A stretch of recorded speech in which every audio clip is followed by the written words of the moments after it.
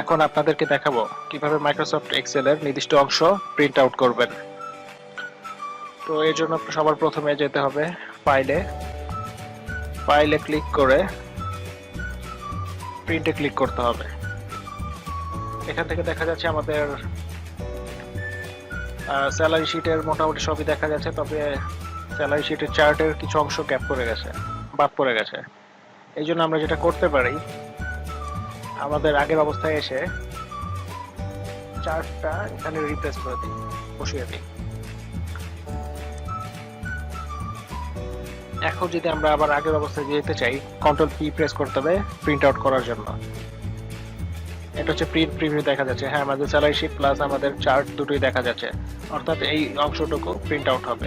যদি আমরা সেলের সবটুকু অংশ প্রিন্ট আউট করতে চাই, তাহলে প্রিন্ট এন্টার ওয়ার্কবুক এটা সিলেক্ট করতে হবে। আর প্রিন্ট সিলেকশনে যদি আমি নির্দিষ্ট অংশ সিলেক্ট করে দিই, তাহলে অতটুকু অংশই প্রিন্ট আউট হবে।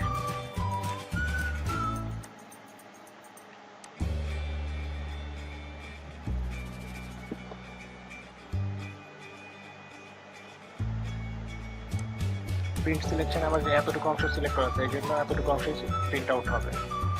আমি যদি এখন পুরো স্যালারি শিট, যদি প্রিন্ট অ্যাক্টিভ শিটস ক্লিক করি, তাহলে এই শিটের এতটুকু অংশ অ্যাক্টিভ আছে, অর্থাৎ এইটুকু অংশে আমরা কাজ করেছি, এই জন্য এতটুকু অংশ আমাদের এখানে দেখা যাচ্ছে। এখন যদি এটা আমরা প্রিন্টের এখানে ক্লিক করি, তাহলে এটা প্রিন্ট হয়ে যাবে। এখানে কয়টা কপিস করতে চাই, সেই কপিগুলো সিলেক্ট করে দিতে হবে। একটা করতে চাইলে একটা, দুইটা করতে চাইলে দুইটা, বেশি করতে চাইলে আরো বেশি, এরকম আর কি। ওকে, ভিডিওটা দেখার জন্য সবাইকে ধন্যবাদ। আপনারা আমাদের চ্যানেলে সাবস্ক্রাইব করে আমাদের সাথেই থাকুন।